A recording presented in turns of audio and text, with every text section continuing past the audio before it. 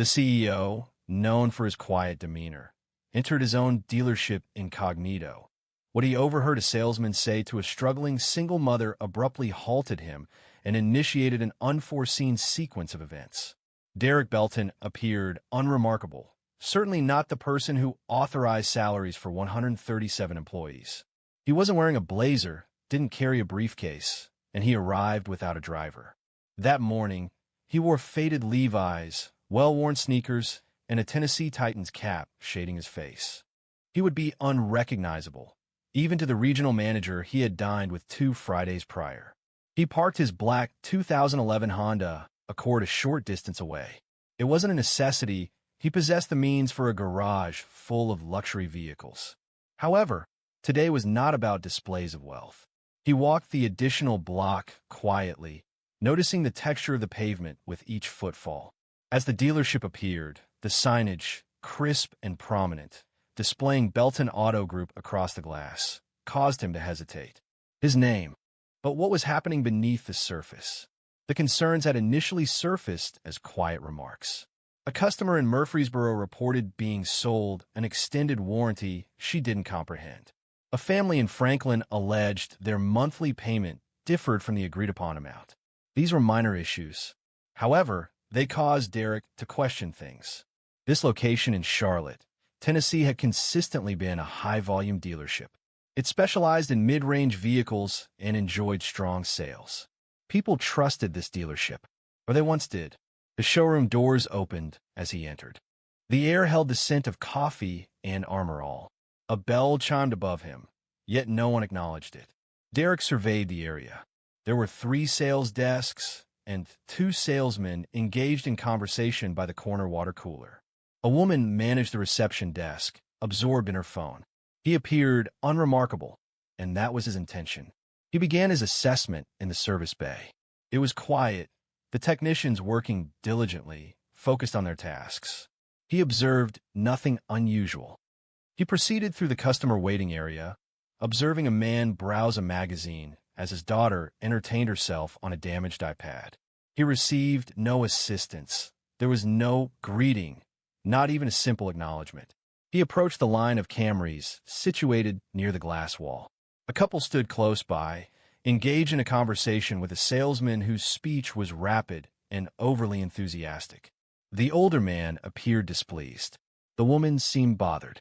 "Sir," the salesman stated, "you won't locate a more advantageous offer anywhere. This item is covered by warranty and has seen minimal use. However, I can offer this price only if we finalize the agreement today." "That's the current situation," Derek mentioned. He recognized this as a tactic he hadn't been taught and made a note to himself. He then proceeded around a corner close to the used inventory office and paused. A young woman, likely in her late 20s, wearing a light jacket and carrying a baby in a carrier, was speaking with a man in a navy blazer. She appeared anxious, repeatedly looking down at a well-worn envelope she held.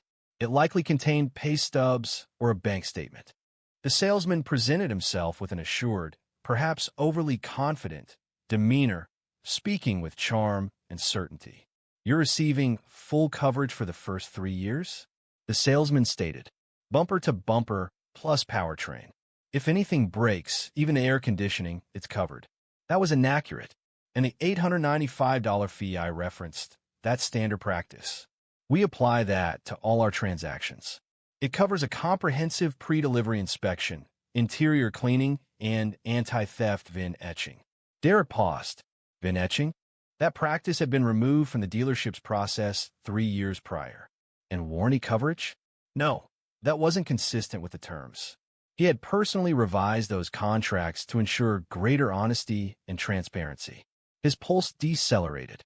He retreated a step back, out of their line of sight, heart pounding, but not from anger.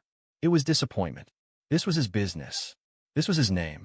And this man was deceiving, with ease, a woman who appeared to have saved every cent to be present. Derek wasn't prepared to show himself. Not yet. He needed to observe the situation's extent. Derek moved discreetly behind a row of brochures close to the finance office, watching unseen. The woman nodded slowly in response to the salesman's words. Her fingers closed more firmly around the envelope. The baby in the carrier shifted and emitted a quiet whimper, but she seemed largely unaware. She was attempting to remain calm, likely assessing how closely the figures aligned with her budget. The salesman leaned in, lowering his voice. "You don't need to worry," he said. "People get nervous about credit checks, but I know how to navigate the process. I'll get you into a vehicle today, even if we have to be resourceful." She hesitated, her eyes flicking toward the exit. But the salesman kept his tone steady, reassuring. Too smooth, too confident, Derek clenched his jaw, then turned away. He didn't want her to feel observed. He walked towards the far end of the showroom, where a teenage boy was standing near a pre-owned SUV. A salesman passed him twice, without a greeting or any offer of assistance. He simply walked by. Derek moved next to the boy. "You're considering this one?" he asked. The teen looked over, seemingly a little taken aback. "Yeah, possibly. My aunt is outside. She asked me to check it out while she parks." Derek nodded. "Do you know what kind of engine it has?" The kid shrugged. "Not really. She simply requires a secure environment. Her vehicle malfunctioned last week, another incident. Another customer was missed. It was hurtful, not due to the lost transaction, but because it confirmed everything for Derek. At some point, they had ceased to listen, stopped acknowledging individuals. And it wasn't just a single problematic employee.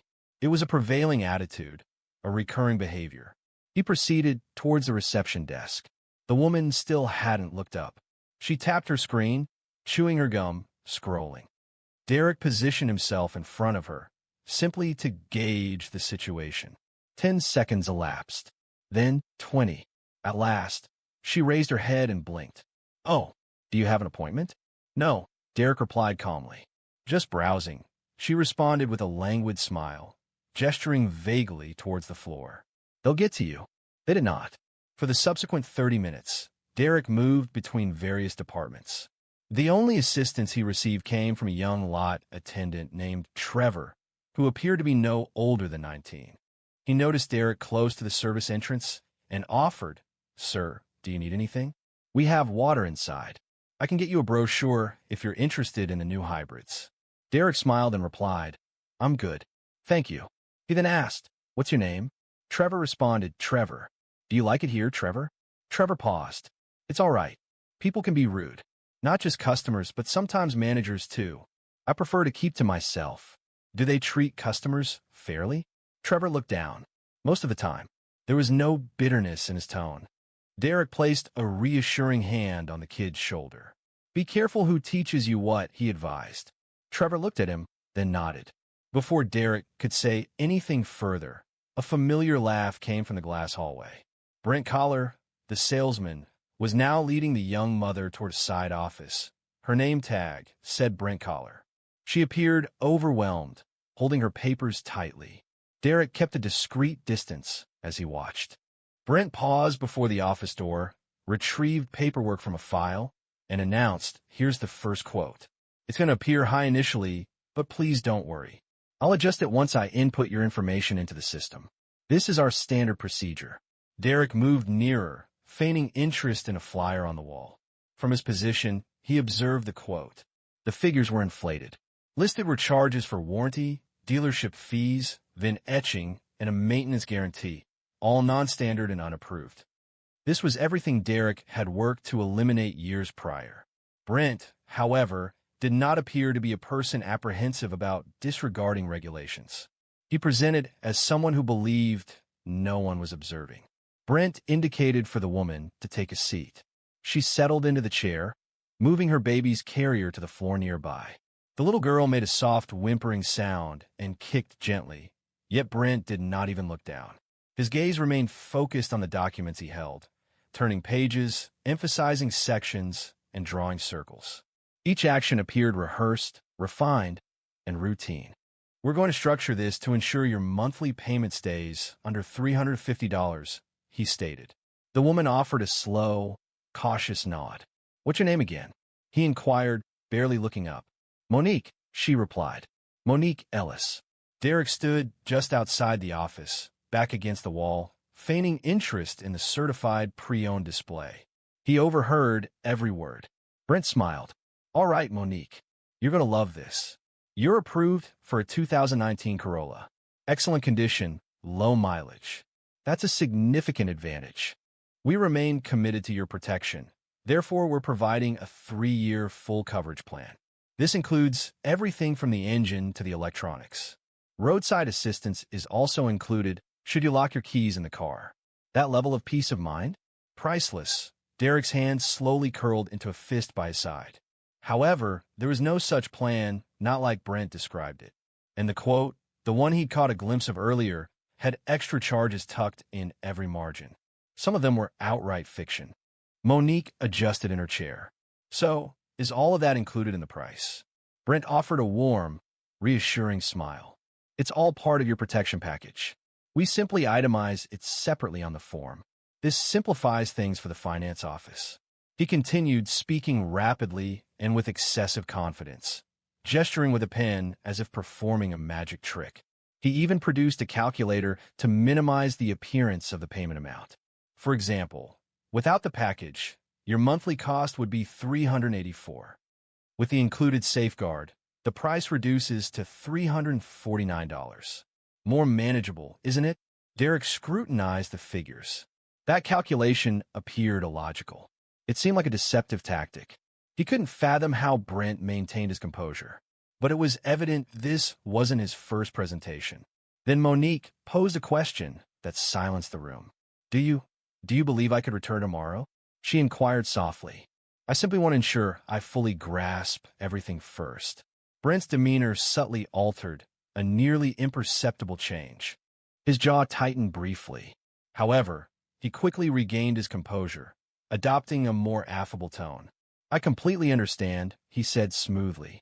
But the situation is that this car has 2 other potential buyers. One of them test drove it earlier today. I can't guarantee it will still be available tomorrow. You wouldn't want to miss out because of a minor consideration, would you? Monique blinked. Her fingers shifted around her envelope. Brent quietly lowered his voice, leaning closer.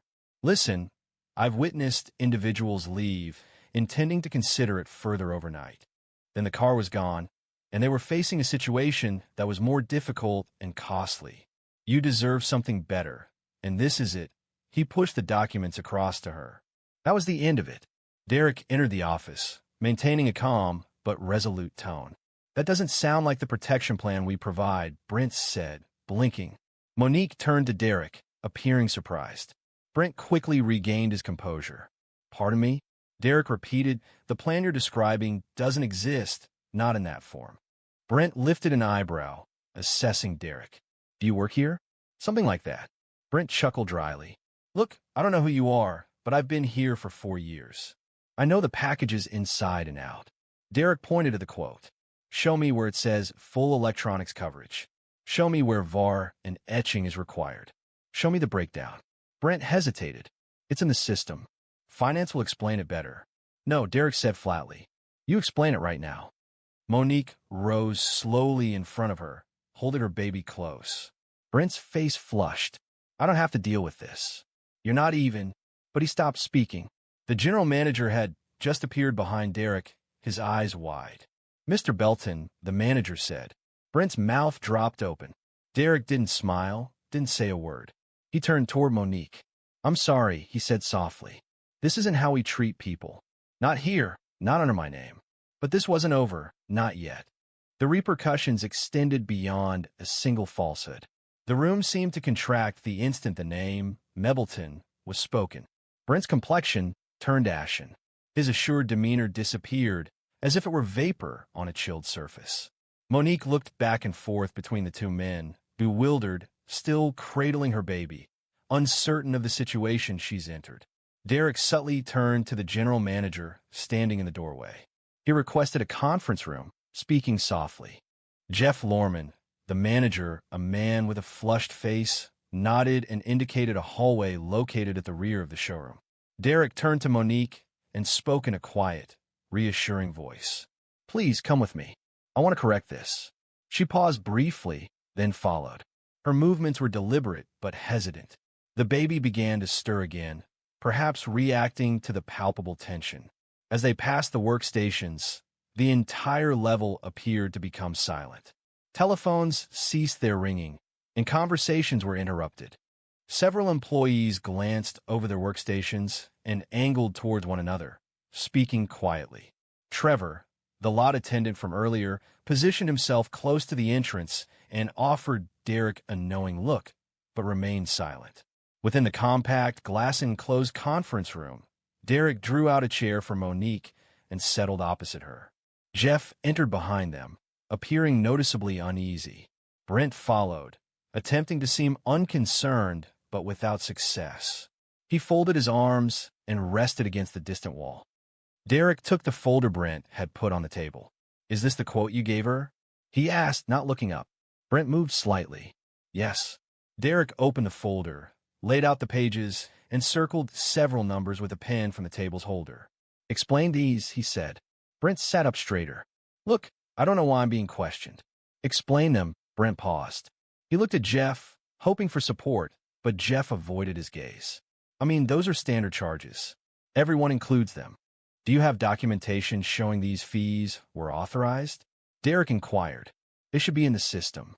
"No, they aren't," Derek replied, his voice gaining strength. "I was involved in revising the system. That VIN etching fee? It was discontinued in 2021. Powertrain coverage?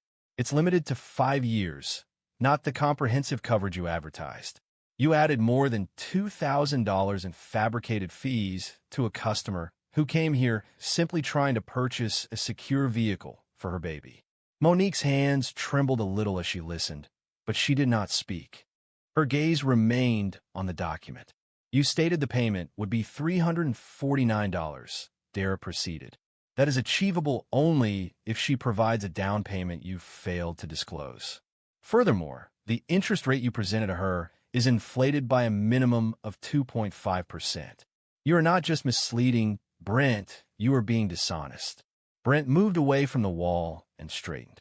"I have consistently met my quarterly goals. Customers leave satisfied. I understand sales, all right?" Derek moved closer. "You know how to apply undue influence. A distinction exists." Jeff finally spoke. "Derek, I didn't know he was doing all that, I swear. We've been busy and the numbers have been good." "That's exactly the problem," Derek interjected. "You cared about the numbers, I cared about the people." Monique rose then, slowly, her face flushed with embarrassment and anger. "I thought this was a good place," she said quietly. "I really thought this was different." Derek turned to her. "It was supposed to be, and I'm sorry it wasn't." He reached into his back pocket, retrieved his wallet, and produced a card. "This is my direct line. I will personally ensure you receive a fair deal. If you desire the car, you'll obtain it at the correct price, free of unnecessary complications." She accepted the card deliberately. "Thank you," she said. "We'll have someone else manage the paperwork," Derek added. "Someone who doesn't fabricate figures." Brent's arms fell to his sides. "Clean out your desk," Derek stated, rising. "You are terminated here." There was no room for discussion. You were aware of that, yet disregarded it. Brent didn't object further. He left abruptly, speaking quietly to himself. No one pursued him. Derek addressed Jeff. "We aren't finished talking either." He stated, "I'll see you in your office in 10. Subsequently, he held the door for Monique and guided her back towards the lobby. People glanced around. Conversations began anew, subdued and apprehensive. Derek remained silent until they arrived at the reception desk. He regarded the woman seated there. "Did you greet her upon her arrival?" The receptionist hesitated, then swallowed. "I don't recall." Derek slowly shook his head. "Begin to recall, or begin searching." However, dismissing a single employee wouldn't resolve the underlying issues. Derek recognized that a cultural shift was necessary, or the company would decline from within. Derek was seated alone in Jeff Lorman's office, gazing out at the dealership floor through the blinds. A heavy silence filled the room. From behind the closed door, the usual showroom sounds had resumed. The usual sounds filled the office: casual chatter, the click of footsteps on tile, and ringing phones. However, a new feeling now permeated the atmosphere, a sense of unease. He glanced up as Jeff entered, his movements uncertain. The man appeared diminished, as if suddenly aware of his oversight. Jeff took a seat without prompting. I was unaware, he said softly. I truly swear to you, Derek, I wasn't aware Brent was engaging in that activity. But you were aware of something, Derek responded. You knew complaints were increasing. You were aware that deals were becoming more competitive. You were also aware that customer satisfaction scores decreased last quarter, and you attributed it to the surveys used. Jeff remained silent. Derek moved forward, resting his elbows on the desk. What happened to what we created here? He asked. I thought we were performing well, Jeff stated. The numbers were strong. Staff turnover was minimal. I assumed perhaps the industry simply shifted slightly. The industry didn't shift, Derek responded, maintaining a calm tone. We did. We lost sight of why people initially came here. We ceased prioritizing customer relationships and began focusing on achieving sales targets. Jeff sighed, massaging his face. So what's the plan? We need a thorough overhaul, Derek stated. And that extends beyond dismissing Brent. I require a review of every transaction from the past 90 days. Reimburse any clients where the terms weren't transparently conveyed. Furthermore, I want individual meetings with each salesperson. I need to understand their training processes, the priorities they receive, and to identify anyone else who believes it's acceptable to deceive customers with a friendly demeanor. Jeff acknowledged slowly. And one more thing, Derek added, I want Trevor in my office next week. Jeff blinked. The lot kid? Derek replied, yeah, he's one of the only ones who looked a customer in the eye today. That matters. A knock at the door interrupted them. The receptionist appeared, visibly nervous. Mr. Belton, the customer, Monique Ellis, is still in the lounge, she said. She said she's waiting for her ride. Derek stood. Please get her a bottle of water and offer her a seat in the private lounge, away from the plastic chairs near the vending machine. Make sure she feels valued. The receptionist acknowledged promptly and went to attend to the request. Derek returned to the showroom. Several employees glanced up, but there was no conversation. Some consciously avoided eye contact. Monique was situated in the far corner, her baby now asleep in the carrier beside her. She appeared weary, not only physically, but also emotionally drained. He approached her gently. This is a lot, he admitted. More than you anticipated, she replied with a gentle smile. I've faced tougher situations, he stated. I understand that, but you shouldn't have had to experience this, she said, shrugging. People deceive me frequently. It happens at work, in shops, and even at the clinic. I'm accustomed to it. That comment resonated more deeply than he anticipated. You shouldn't be exposed to that, and certainly not here. That's my responsibility. She then focused on him, truly observing him. Why did you come in today? Why are you dressed like that? Derek offered a soft smile. She stifled a quiet chuckle, noting people rarely shared the full truth with the man in the suit. He then presented her with a small folder. If you're still interested in that car, these are the accurate figures. There are no hidden details. I had our finance manager verify them directly. Furthermore, we've included a year of service maintenance at no cost. Her eyebrows rose in surprise. Why? He replied, because someone needs to remind this place of its values.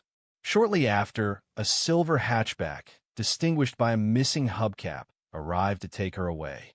Her sister signaled from the driver's seat. Monique rose, corrected the carrier, and glanced back at Derek. Don't let them ruin what you built, she said. I won't, he replied. She exited without a backward look. But restoring Monique's confidence was not the only task. It involved rebuilding the confidence of every person who had ever entered those doors. Derek returned 3 days later. This time, there was no disguise, no cap, no jeans. He was dressed in a tailored navy suit and entered through the front doors as if he belonged. And in truth, he did. This wasn't intended as a display of dominance. It was a matter of responsibility. The entire staff had received notification that morning. Scheduled meetings were canceled, and phone lines were redirected to voicemail. The dealership remained open, but no sales transactions would occur prior to 11 a.m. Derek had arranged a company-wide meeting, and every employee attended, including those on part-time shifts. The group assembled in the break room, squeezed together amongst vending machines and aged chairs. Several were leaning against the walls. Trevor stood toward the rear, his arms crossed, but attentive. Jeff was seated near the front, a notebook open but unused. Derek addressed them, speaking plainly without a microphone or podium.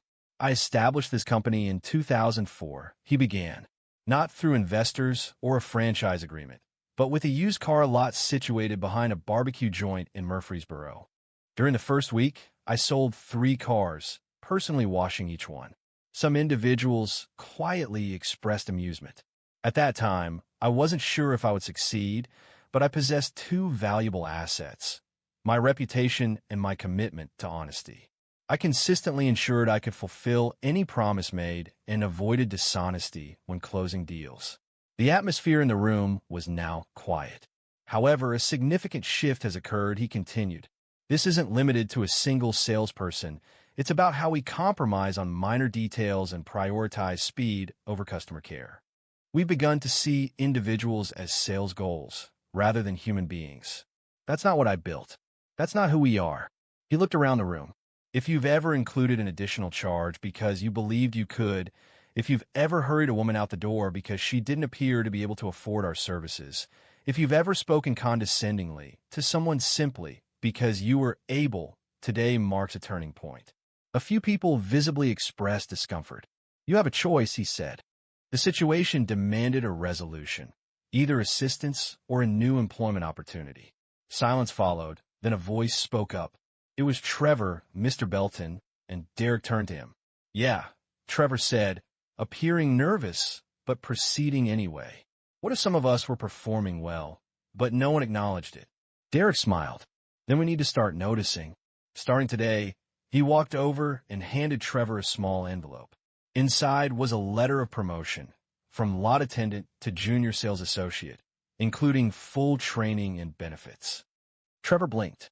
Are you serious? Derek stated, because the people who treat others with respect are the ones I want representing my name. Following the meeting, changes occurred rapidly.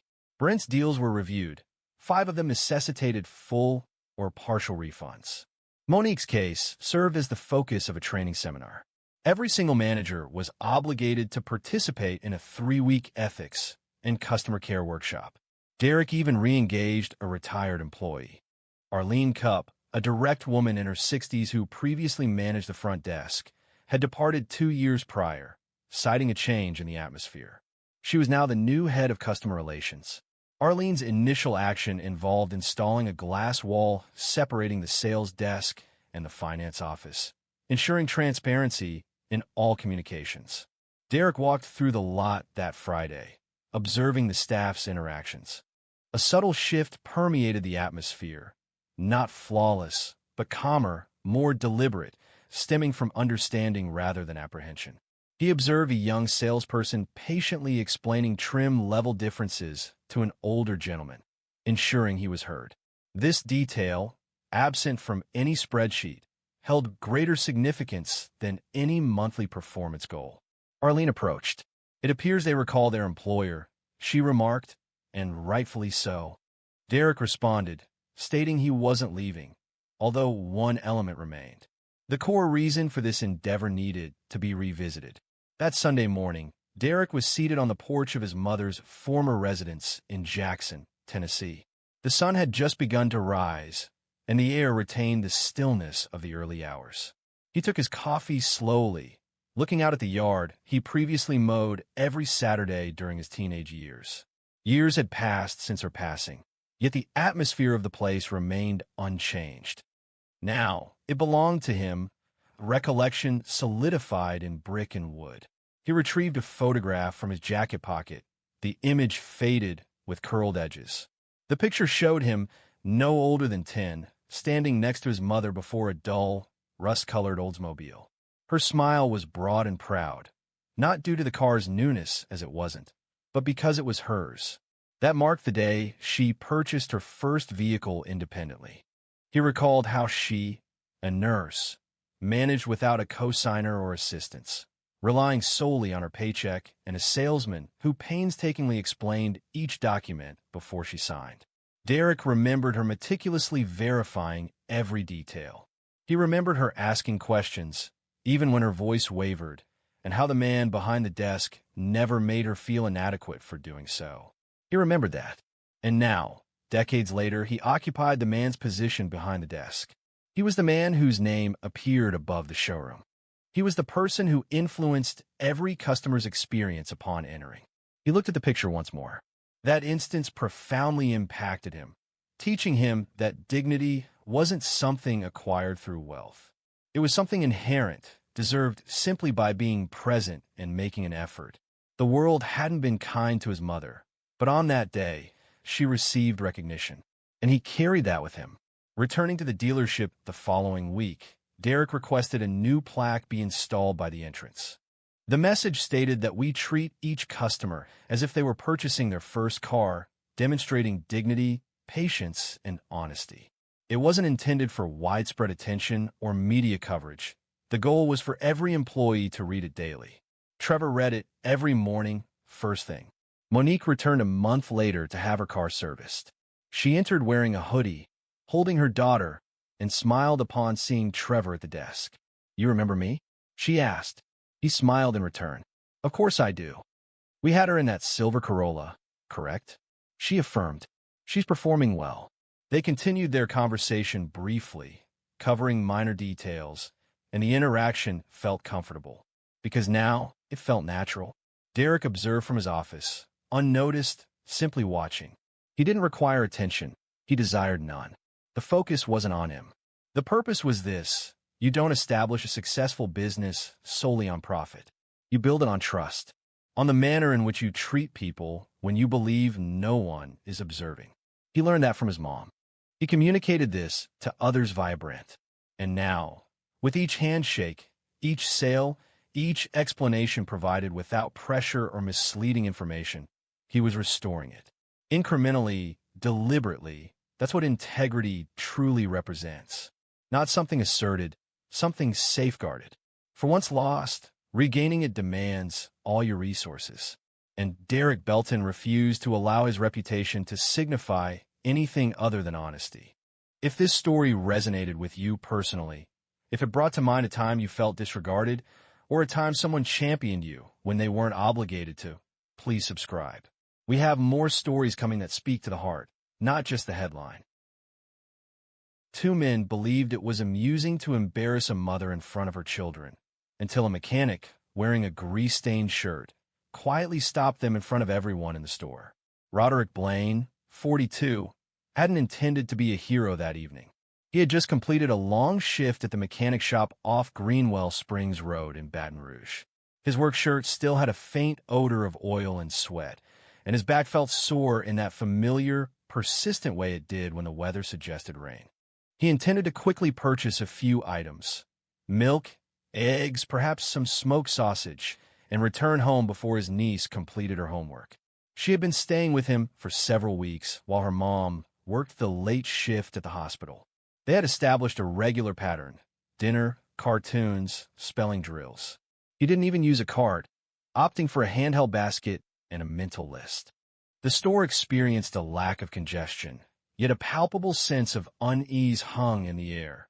Shoppers with weary expressions, children complaining, a hurried individual quickly maneuvering past, someone proceeding at a leisurely pace. It was the sort of atmosphere where direct glances were avoided, and all desired a swift entry and exit. Roderick was in the process of his internal review and moving towards the frozen foods area. That's when he detected it, a voice distinct, piercing, rising above the subdued sounds of checkout scanners and squeaking cartwheels. A different voice then, laced with laughter. It wasn't a pleasant sound, the type that prompted a tightening of the jaw before understanding its cause. He turned, his attention drawn to the disturbance. Two men were positioned close to the freezer doors. They appeared to be about his age, perhaps slightly younger.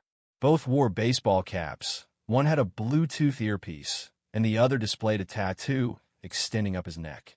Their posture seemed relaxed, but their voices did not match. They weren't shouting, but they were acting. A young woman, likely in her early 30s, stood nearby. She was wearing a faded hoodie and attempting to manage two children, a toddler in the cart and a boy around 7 years old holding on. Her daughter was upset, Her son looked down at the floor. The woman held her snap card tightly. Roderick initially struggled to understand every word the men spoke, but their tone conveyed their message. They said she should have waited for a man before having so many children. He thought she likely had a different partner for each child. The man with the earpiece quietly laughed, shaking his head as if the woman were a joke. Roderick halted. He stood there, 2 feet from the frozen peas, one hand still holding his basket. He observed the woman's shoulders become rigid, her jaw tighten. However, she didn't acknowledge them. She focused on her daughter, gently moving the cart back and forth as if it were a cradle. Silence filled the space. No one intervened. He looked around the aisle. The sound registered.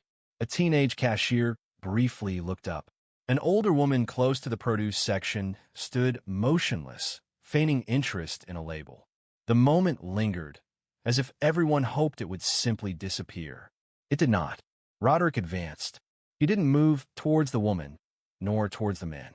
Just forward. His heart began its familiar, heavy rhythm, the one that accompanies the confusion of anger and shame. He recognized this feeling. It wasn't precisely the moment, but it felt similar. Different people, a different location. Still, the core message remained. He observed as the young man gently pulled at his father's coat. "Father, may we simply leave?" He crouched down, murmured something into his ear. His voice was quiet, and his hands trembled slightly as he reached into his wallet. Silas paused. He wasn't one for conflict. Not since 1998. But something about that young man's tone. Something about the way he inquired, "Can we just go?" As if the disgrace was theirs, not the adult men.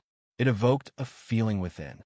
And suddenly, Roderick forgot about the milk and eggs. However, before he could speak, the man with the earpiece added something. A statement that halted Roderick again, this time for a completely different cause. The man with the earpiece remarked, audible to several shoppers in the aisle, that if she allocated less time to accessing food stamps and more to employment, perhaps she wouldn't require assistance. The delivery of his statement was significant. He spoke loudly, seemingly intending for the entire store to overhear.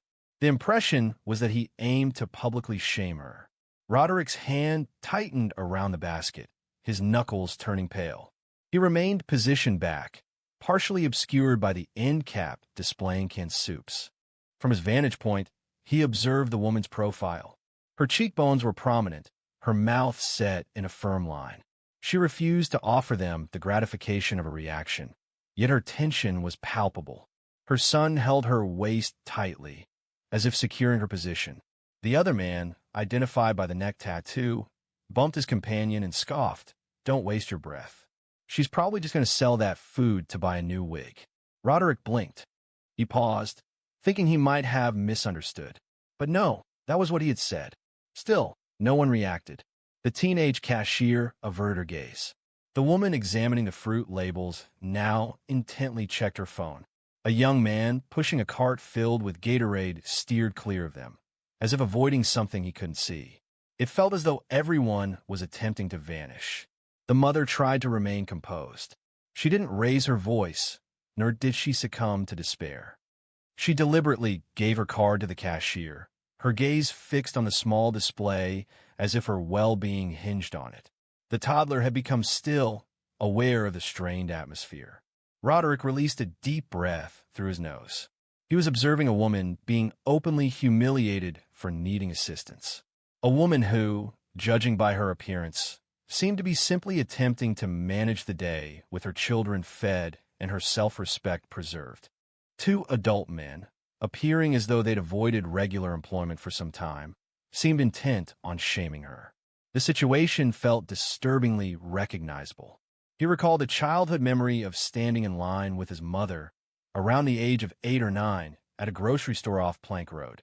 He remembered the burning embarrassment of the stairs back then, the way people looked when his mom presented food stamps. She never discussed it openly. She simply told him, "Keep your head up and hold the bag, baby." The memory triggered something within him. He moved nearer, now fully visible. "Hey," he called out, the word carrying enough volume to draw the attention of both men. The individual with the earpiece lifted an eyebrow. The other offered a smirk. Roderick maintained a composed tone. Evenly, you consistently address women in that manner, or is it only when you presume no one will object? The men paused, appearing uncertain whether he intended it as a jest. The man bearing the tattoo chuckled faintly. What? Your boyfriend? Or something? Roderick shook his head. Nah, I'm just a man who understands the difference between a joke and bullying. That seemed to surprise them. The man with the earpiece struggled to speak. Roderick moved forward. He didn't act aggressively or threaten anyone, but he positioned himself close enough to no longer be a background voice. Close enough that people in the aisle were now paying attention. You notice a woman with her kids. She isn't causing any trouble. She was simply attempting to purchase groceries. And you decided today was the opportune moment to display how insignificant you are? The neck tattoo guy rolled his eyes. Man, mind your own business. Roderick didn't blink. This is my business. Anytime I see a grown man harass a mother in front of her children as if it were entertainment, yeah, that's my business. A silence descended. Not the kind that signifies resolution. The kind that suggests a change has occurred. The woman remained standing at the register. Her hands paused, as if uncertain whether to continue packing her bag or observe the situation. Her son looked up at Roderick, his eyes wide with confusion. Before either man could react, the manager arrived, and his initial words would drastically alter the room's atmosphere. The store manager's voice pierced the tension, crisp and concise, though somewhat delayed. Is there a problem over here? He inquired. He was a short man in his 50s. Heavy-framed glasses, a khaki shirt tucked into worn jeans. A name tag identified him as Vince Callahan, and his darting eyes revealed he's been observing from afar, intervening only as the volume increased. Roderick remained silent initially, wanting to ascertain the recipient of the question. The two men straightened slightly, seemingly realizing they may have overstepped. It's nothing, the person with the tattoo stated, raising their hands in a gesture of innocence. We were simply having a conversation, the other person added hastily. No one made contact with her or anything. Roderick looked toward Vince, who returned his gaze, seemingly unsure of his position in the situation. Talking? Roderick inquired, his voice calm. Is that what you consider talking? Vince paused. Look, I just want to avoid any problems in the store. Customers are trying to make purchases. Roderick inhaled deeply. Were you prepared to allow these two men to harass a woman in front of her children rather than address the issue? Vince reacted visibly to the statement. A silence fell, and everyone remained still. The mother continued to stand quietly, her hands now carefully arranging items into a single reusable grocery bag. She showed no tears. However, her expression held a detached quality, a type of emotional barrier people develop when they've learned to mask pain for an extended period. Roderick looked at her, then back at Vince. This isn't about comfort, man. It's about right and wrong. The words weren't loud, but they carried. A woman a few feet away who had been picking out yogurt suddenly nodded and muttered, "He's right." Then someone else, an older man in a camouflage jacket, murmured, "Ain't no need to talk to a lady like that. Especially not with her babies standing there." The tide was turning. The two men sensed it. The guy with the earpiece shifted uncomfortably. He stated, his voice quieter, "We didn't intend any harm. Just some playful interaction." Roderick turned, shaking his head gently. If causing distress to someone attempting to nourish her children is your idea of fun, a serious self-assessment is necessary. He spoke with clarity, avoiding raised voices or dramatic displays, simply stating facts. The tattooed man muttered something almost inaudible and began to leave. His companion followed suit. Vince made no attempt to detain them. Roderick did not pursue them either. His purpose wasn't to engage in a confrontation. It was to be witnessed asserting himself. Someone had done it, so that woman, her kids, and anyone else in the store would know. Vince remained behind, hands on his hips. "I'll speak with them if they return," he offered, his voice lacking conviction. Roderick didn't respond to him. He turned to the woman instead. "Are you all right?" She looked at him for the first time. Her voice was soft but clear. "Yes, thank you." The little boy peered out from behind his mother's hoodie, his eyes moving between her and Roderick. He remained silent, but he no longer seemed frightened. Roderick offered the kid a small smile. "You assisted your mother today. You performed well." The boy's lips moved slightly, as though he desired to return the smile, but hesitated. The mother then spoke. "People generally remain silent. They simply observe," Roderick confirmed. "Yes, I understand. I have been one of those individuals," he stated, meaning his words sincerely. He had remained quiet in different locations, different circumstances, not out of concurrence, but because it was simpler, unlike this time. Just as things seemed to be calming, the boy spoke, causing Roderick to hesitate more than any comment from the adults.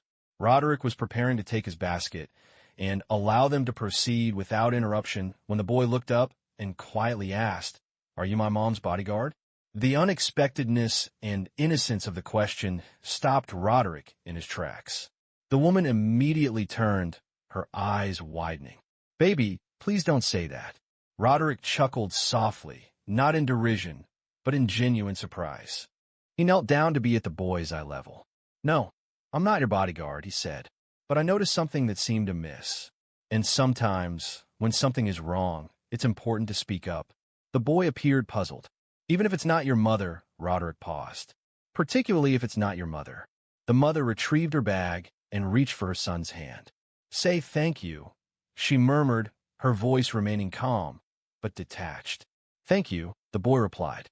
His voice was softer now. Roderick rose, observing their preparations to depart. The toddler had fallen asleep against his sister's shoulder within the cart.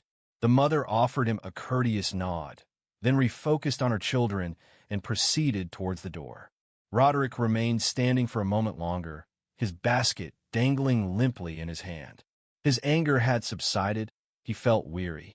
Weary of encountering individuals who believed they could utter whatever they pleased to whomever, without repercussions. He was weary of seeing children learn those lessons without realizing it. He also felt frustrated by missed opportunities, moments that required the courage to speak up. He walked down the bread aisle, but suddenly everything felt wrong. He no longer felt like shopping. His appetite had disappeared near the frozen pizza.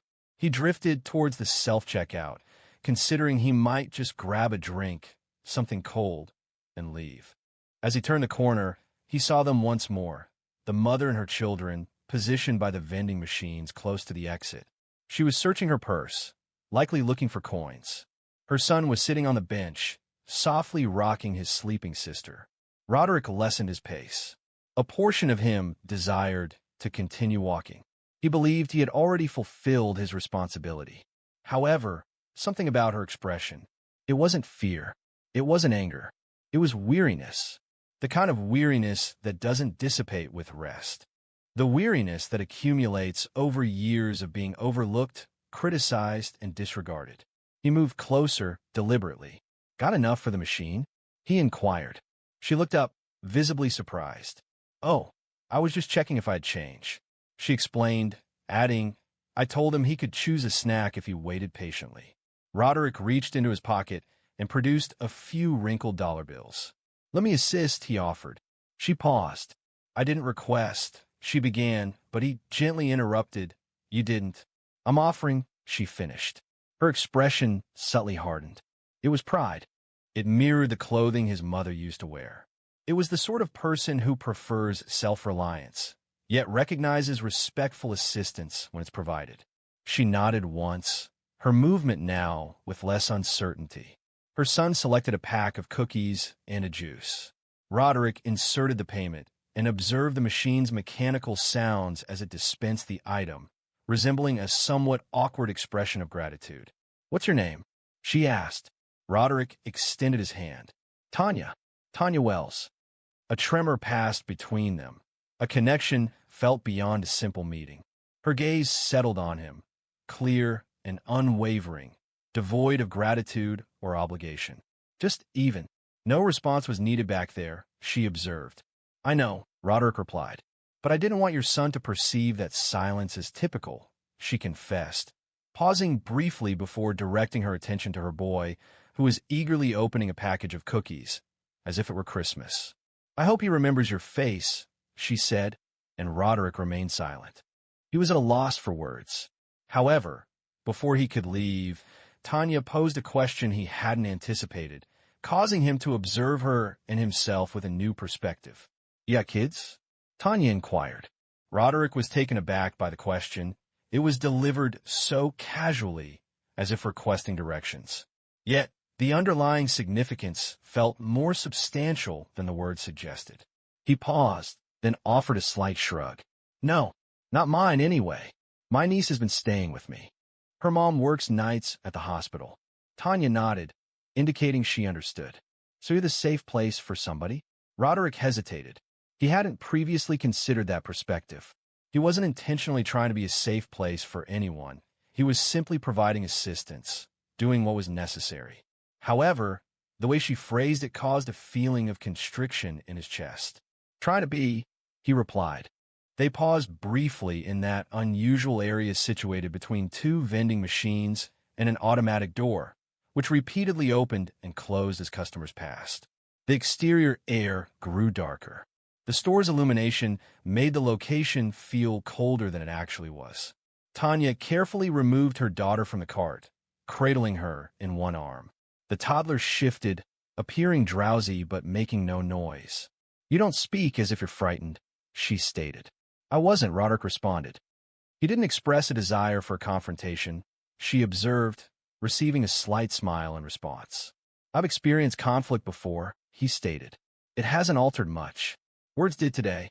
Roderick remained silent initially, because, honestly, he wasn't certain what the day had altered, if anything at all.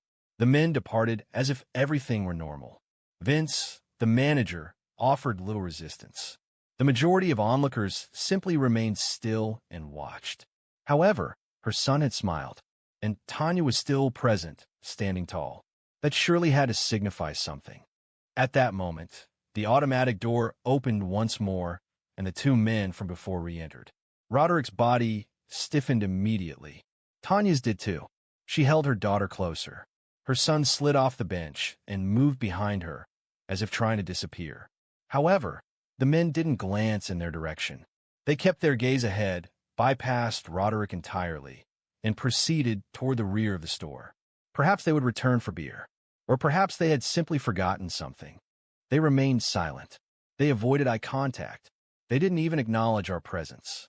Roderick didn't pursue them. He didn't need to. Tanya released a long, deep breath. "I anticipated an attempt." "They will not," Roderick stated calmly.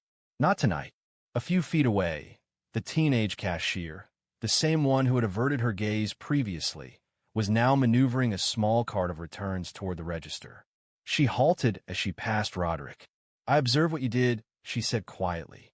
Roderick turned to her. She looked over at Tanya and her children. "I regret not saying anything," she thought. Roderick nodded thoughtfully. "You will next time." The girl offered a slight, almost self-conscious smile and departed. She made no attempt to turn back. Tanya looked down at her son. "Come on, dear." He clasped her hand, holding tightly onto the cookie pack. Roderick observed them as they walked towards the parking lot, the little girl now fully awake and rubbing her eyes against her mother's shoulder.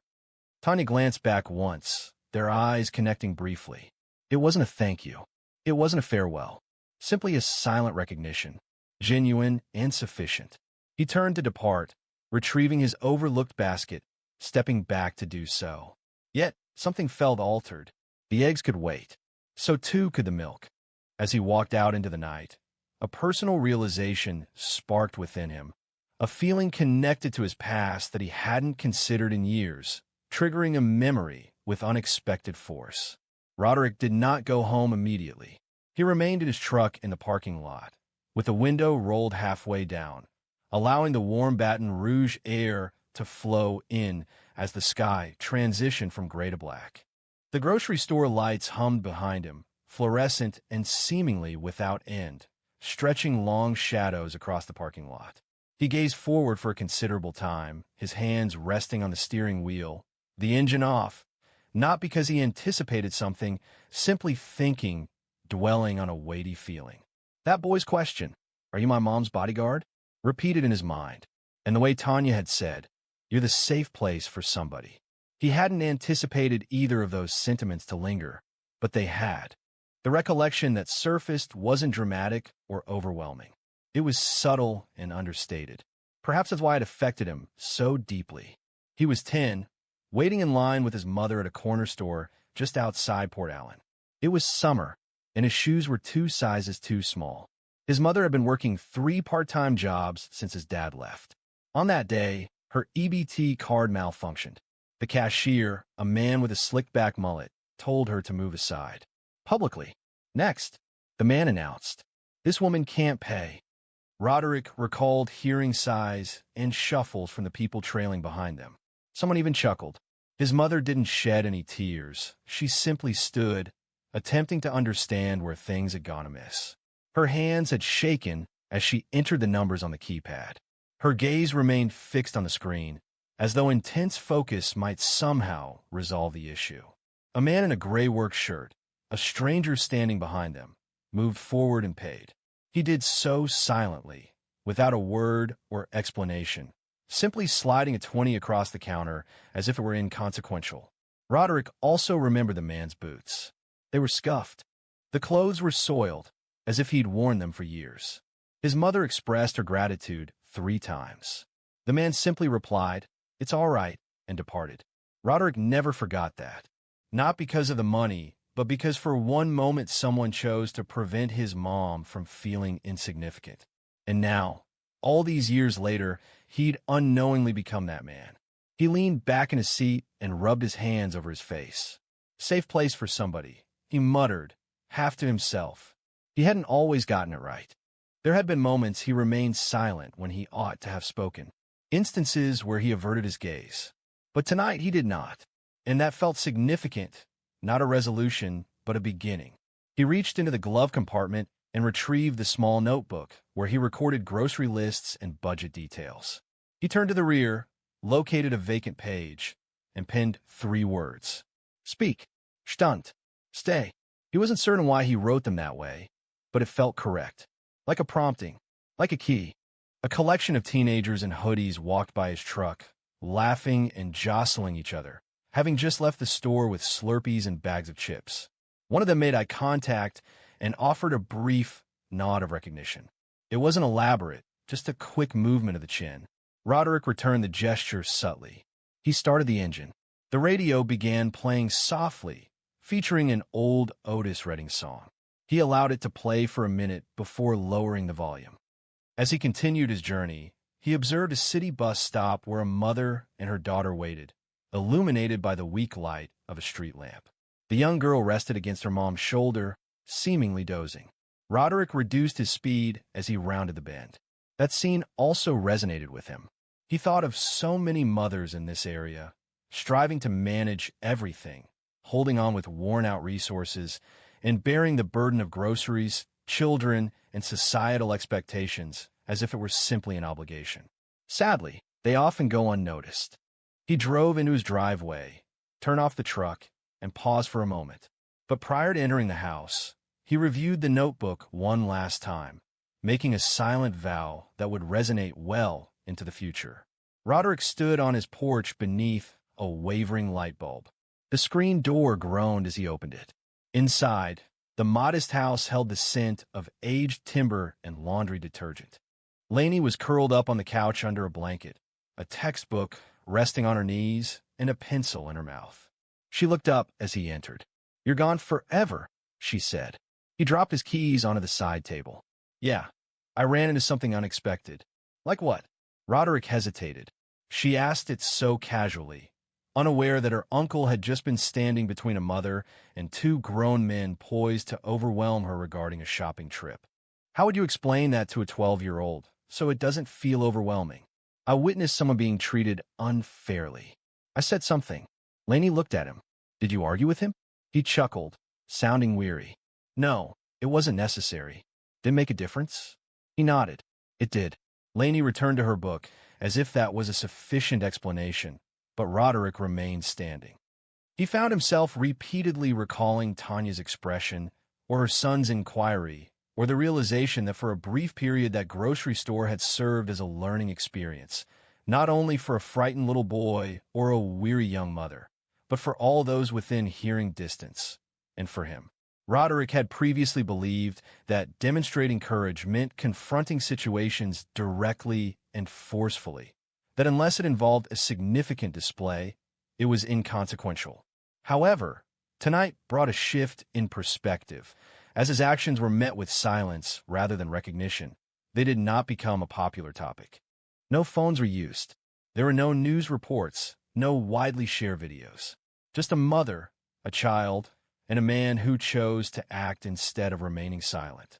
Perhaps that's what the world needs, discreet actions that have a subtle impact.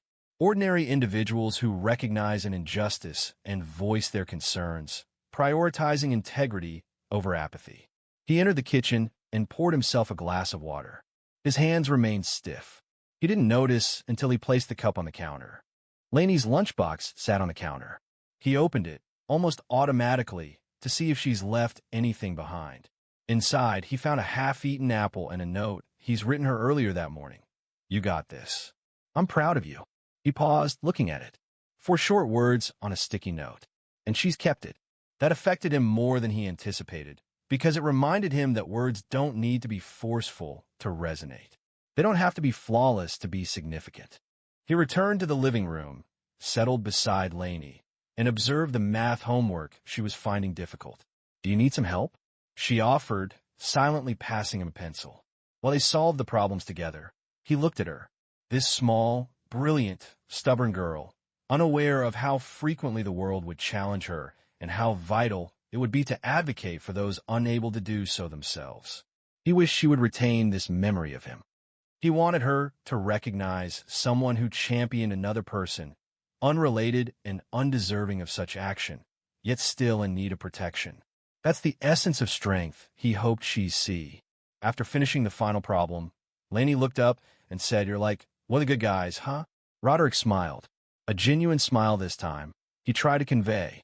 She nodded, seeming pleased. "Good." A silence fell between them. The television hummed softly in the background. A dog barked once from somewhere beyond, then fell silent. Roderick relaxed against the couch, allowing the stillness to descend. He wasn't obligated to act as a bodyguard. He simply needed to demonstrate that he cared. And for this evening, that was sufficient. Should you ever witness someone facing unjust treatment and feel compelled to intervene, honor that impulse. Offer a word. Take action. Even minor deeds hold significance. They instruct. They safeguard. They are important. If this narrative resonated with you, even slightly, please share it. Perhaps someone else needs to read this today. And if you haven't already, please subscribe. Real stories like this deserve to be shared. A 12-year-old boy, Tyrese Porter, entered a bank to deposit his birthday money. What should have been a proud moment became embarrassing until his mother arrived and altered the situation without raising her voice. Tyrese Porter wasn't typically a nervous child. He was quick with a joke, fast on the court, and intelligent enough to keep up with children 2 grades older. This morning, a clammy feeling gripped his hands, and his breath came in short bursts as he gazed up at the large glass doors of Crestmark Bank on Fremont Avenue in Tempe, Arizona. He had just celebrated his 12th birthday, and this marked his first independent deposit. The envelope within his hoodie pocket contained precisely $220. It was birthday money, a mix of 5s, 10s, and a couple of 20s. Nothing extravagant. For him, this was the culmination of months of effort, supported by Aunt Claudine, Uncle Leo, and his older cousin Ronald, who worked evening shifts at the auto shop. His mother, Dr. Alicia Monroe, had brought him to this location but remained in the car, offering him a final piece of encouragement through the open window. "You got this, baby. Walk in there confidently, as if you belong. Because you do." He nodded, attempting to conceal the tremor in his legs. The sun shone brightly from mid-morning. The sneakers, still dusty from a pickup game the previous night, made a slight squeak on the floor as he entered. The bank was peaceful, not deserted, but peaceful in a relaxed Saturday atmosphere. A man wearing a button-down shirt was at the kiosk, looking at his phone. An older couple occupied the waiting chairs, quietly discussing some paperwork. Only one woman was in line at the counter, signing a document, with her toddler chewing on a deposit slip nearby. Tyrese positioned himself behind her and attempted to regulate his breathing. He glanced down at the envelope, verifying his handwriting on the exterior. De Porter Savings. He had rehearsed his signature 3 times the previous night, not because he was required to, but because it seemed like the appropriate action. He observed the digital cue board advance to the subsequent number. The woman and her toddler departed. The bank teller did not even lift her head as she announced, "Next." Tyrese moved forward. "Hello," he said, polite and firm, just as his mother had instructed.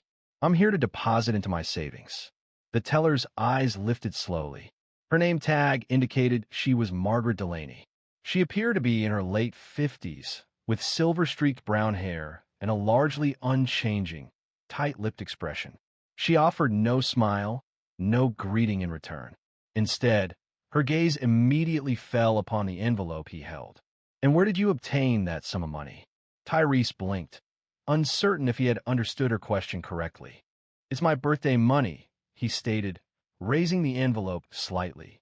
"My aunt and my cousin had given it to me. I simply wanted to deposit it." "Uh-huh," she responded, interrupting him. She bent forward across the counter, examining the bills as if they were questionable. "Do you possess a state-issued ID?" Tyrese paused. "No, Mom, just my school ID and my account number. My mom opened it with me last summer." Margaret released a slow breath through her nose.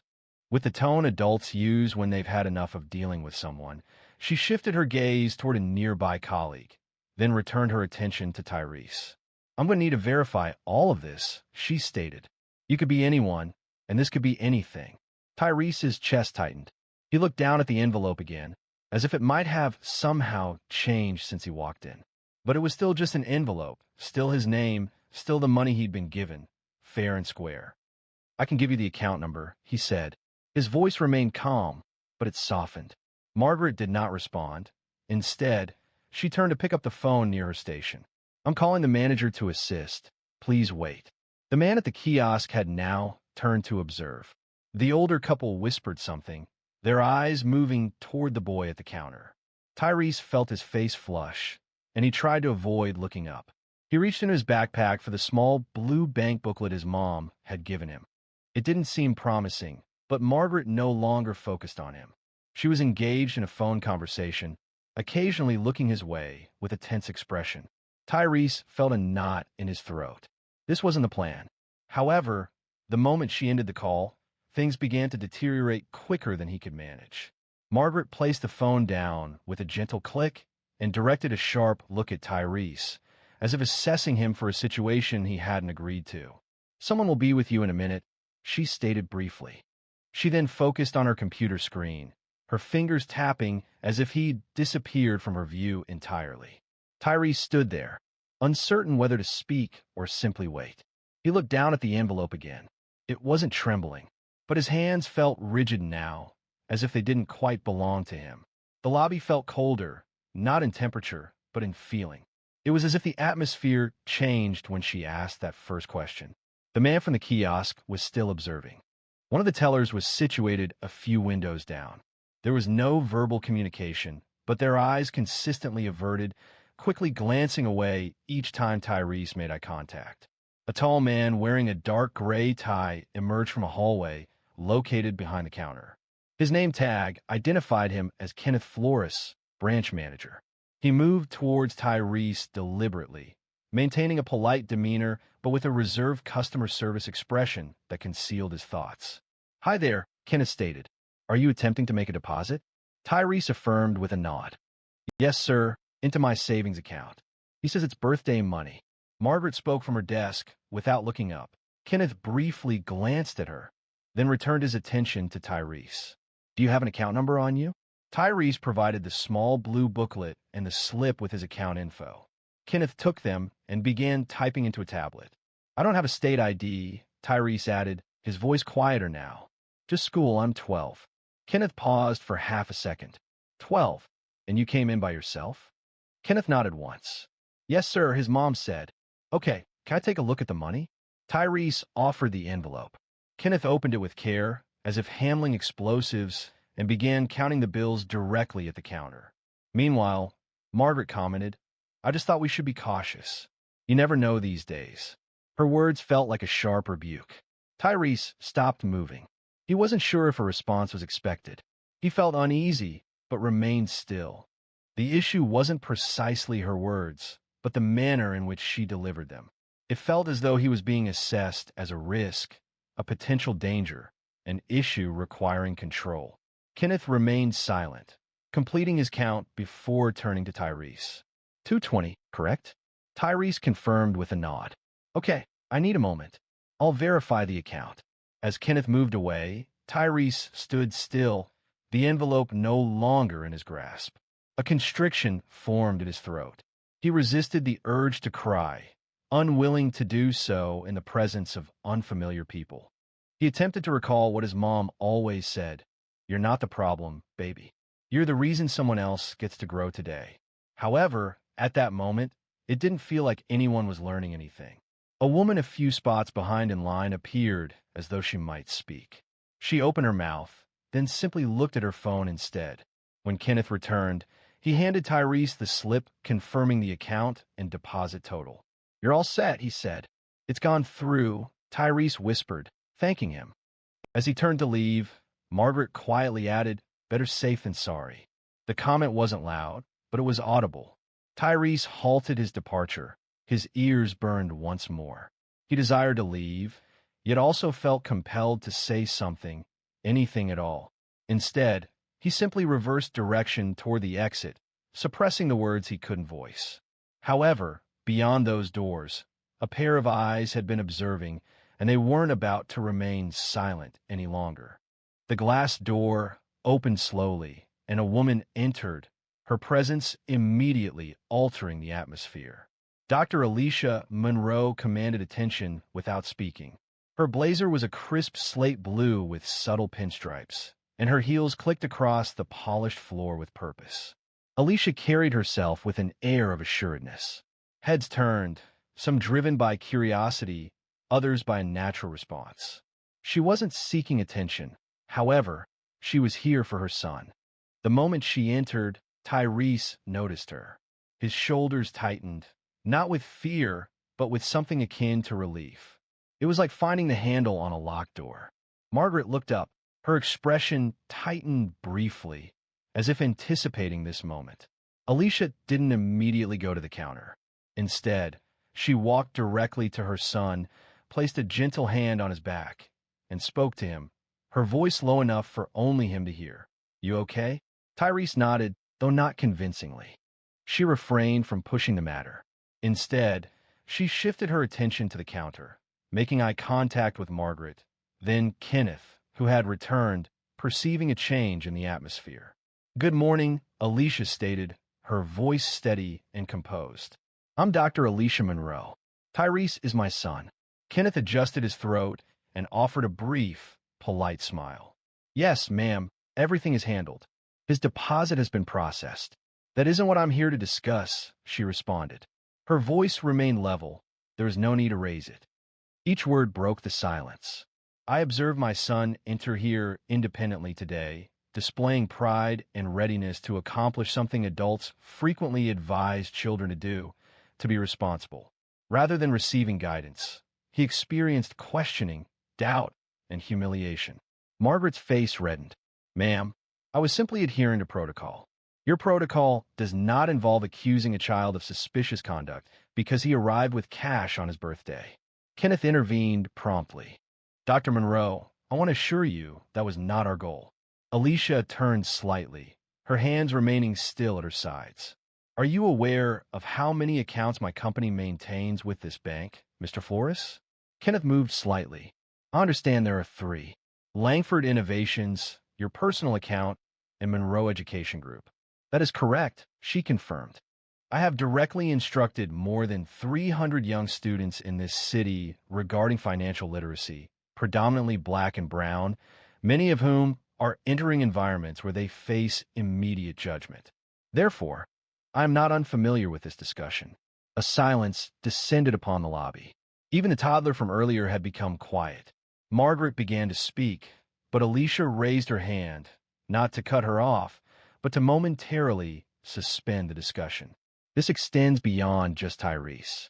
This concerns every child who enters a place like this and is told, whether subtly or overtly, that they don't belong, that they must demonstrate something that no one else is required to demonstrate. Do you request state identification from every child, or just mine? Margaret's voice lowered. That isn't equitable. It's unjust to impose that burden on a 12-year-old simply because you presume something about him before he even greets you. Alicia retreated slightly and indicated her son. He entered the space, behaving as we instruct parents to guide their children. Rather than receiving recognition for his efforts, he was perceived as a potential problem. The elderly couple in the waiting area briefly looked at each other. One of them offered a deliberate nod. While not everyone appeared at ease, they seemed alert. Tyrese observed his mom with wide eyes. It wasn't simply the content of her words that surprised him, but also her delivery. Calm, deliberate. She didn't raise her voice, nor did she seek sympathy. She spoke truthfully before those who were present. I'm not requesting an apology, Alicia stated finally. I am requesting awareness.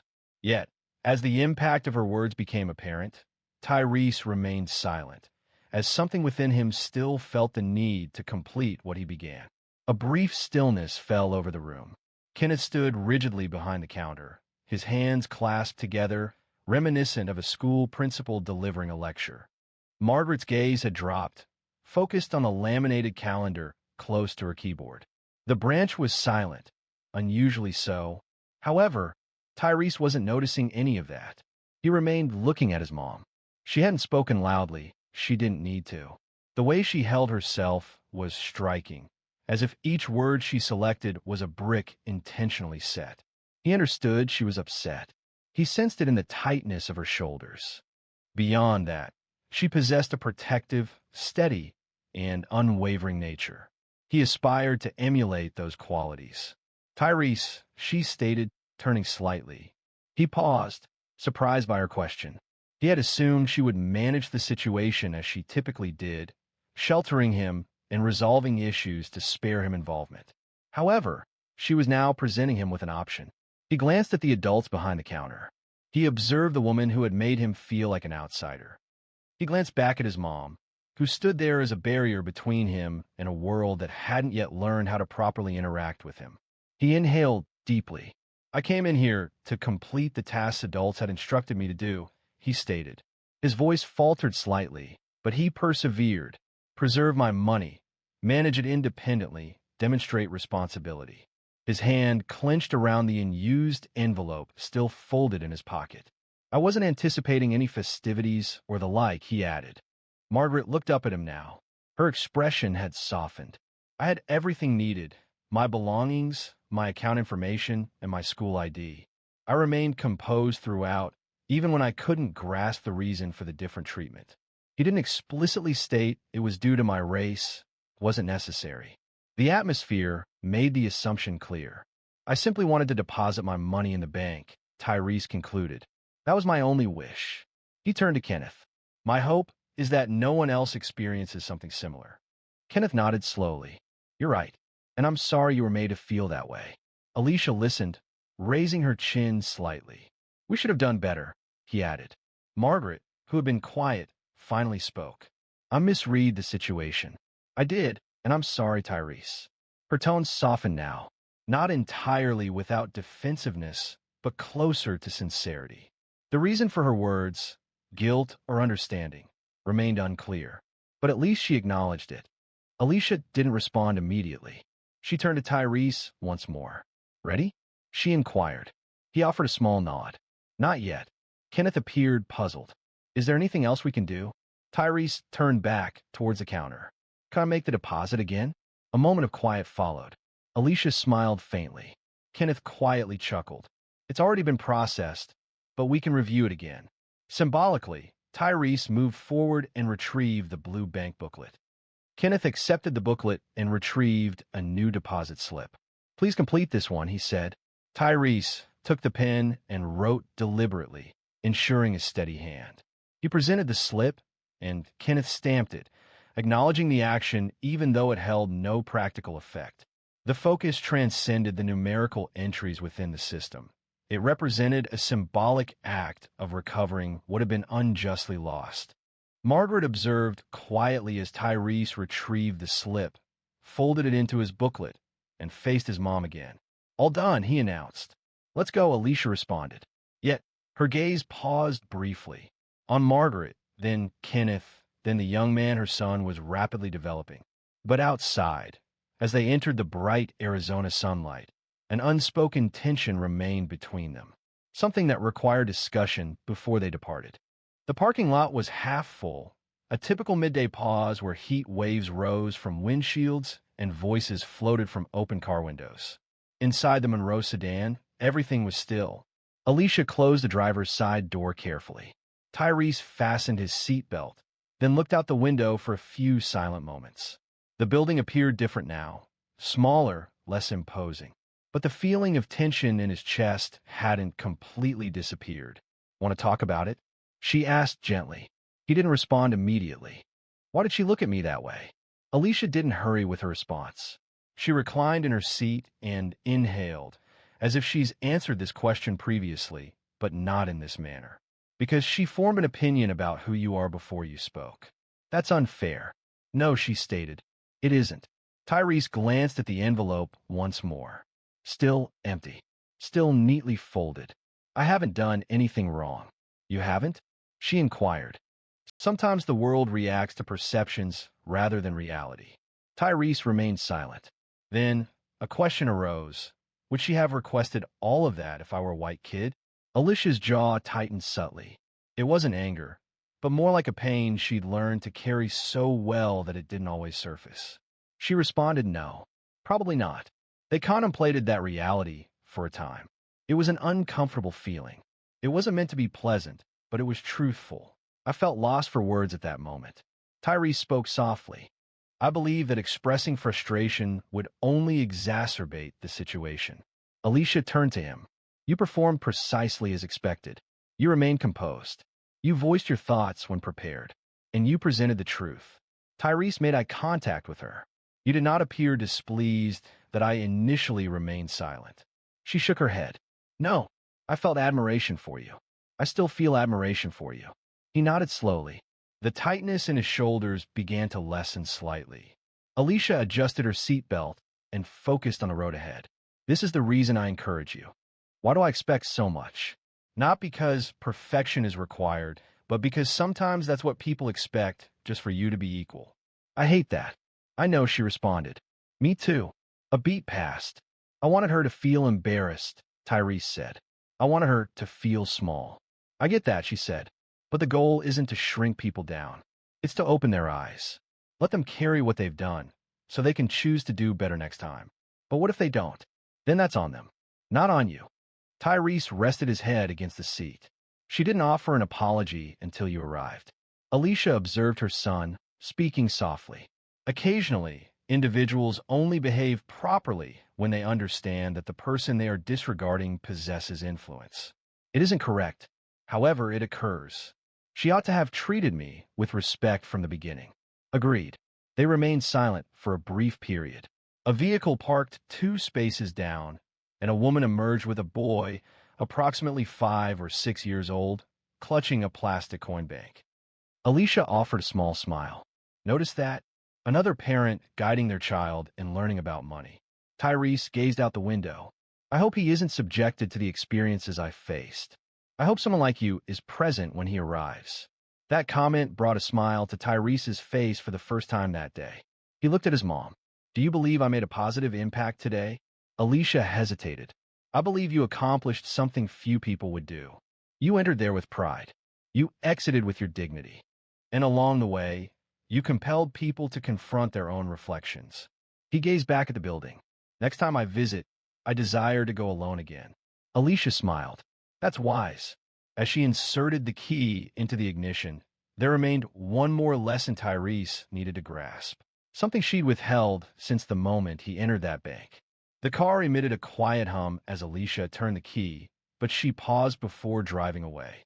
Her hand rested on the gear shift, her fingers still for a moment.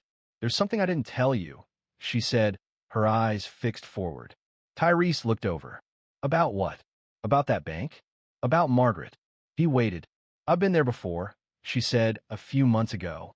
I was opening a secondary business account, and she was the one who helped me. Tyrese blinked. Seriously? She wasn't rude, but she wasn't warm either. She recalled thinking she was distant, like she had somewhere more important to be. I dismissed it as a difficult day. He frowned. So, were you already aware of her behavior? Alicia nodded.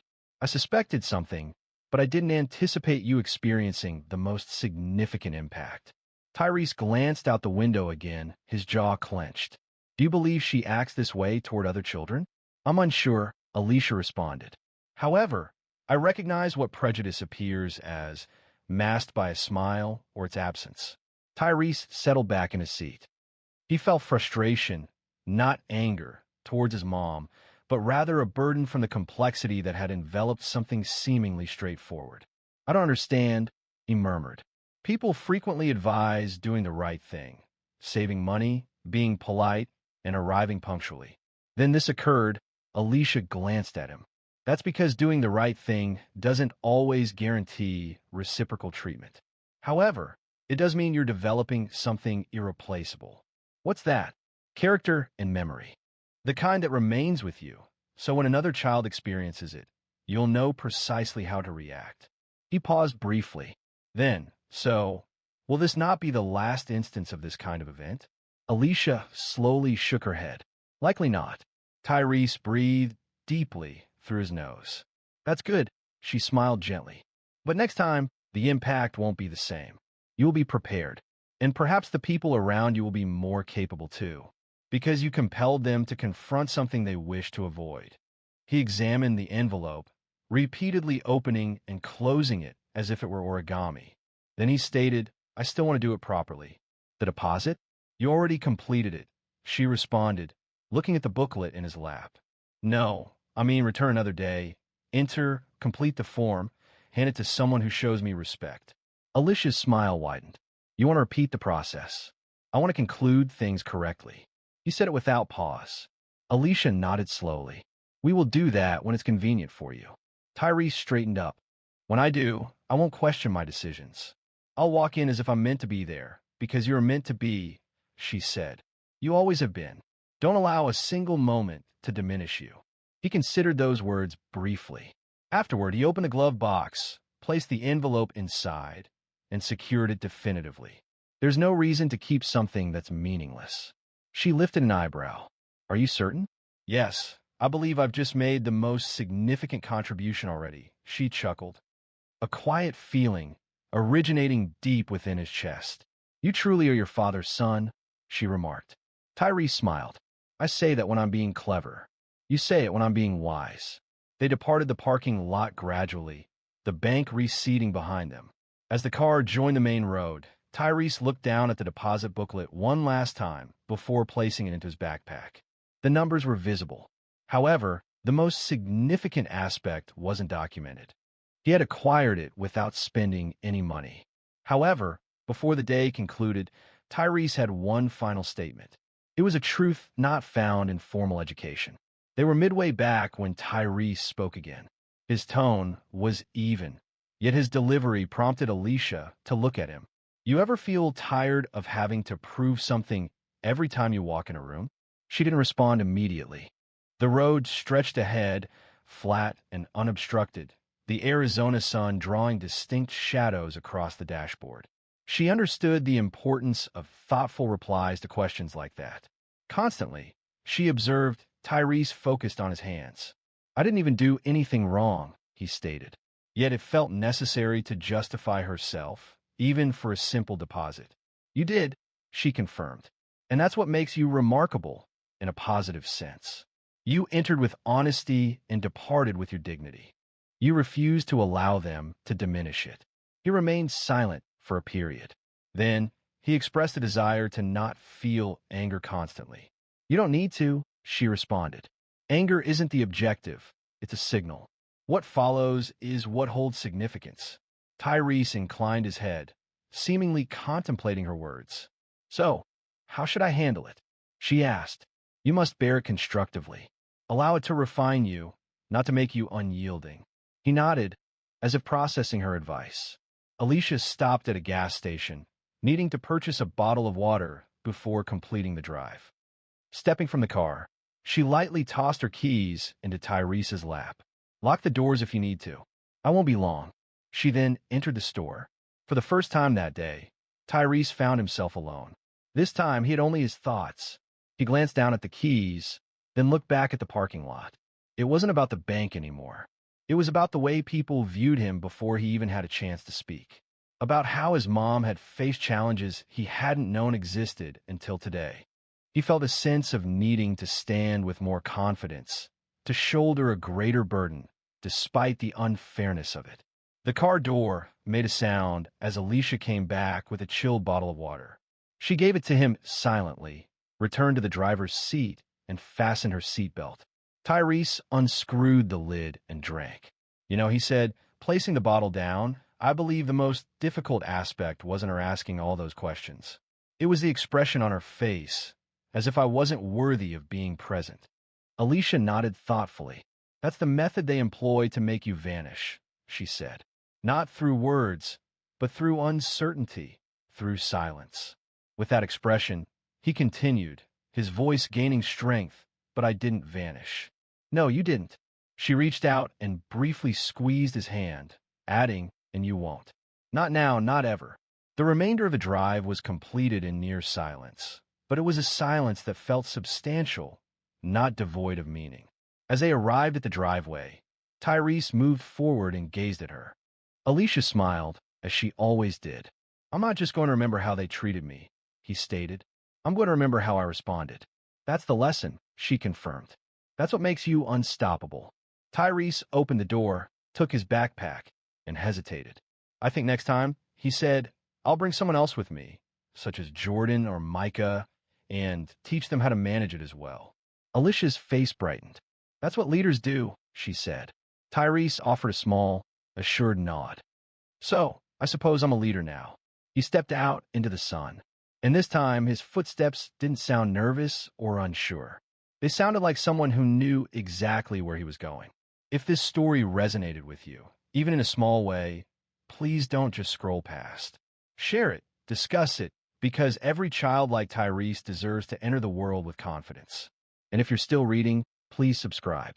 There's more to come.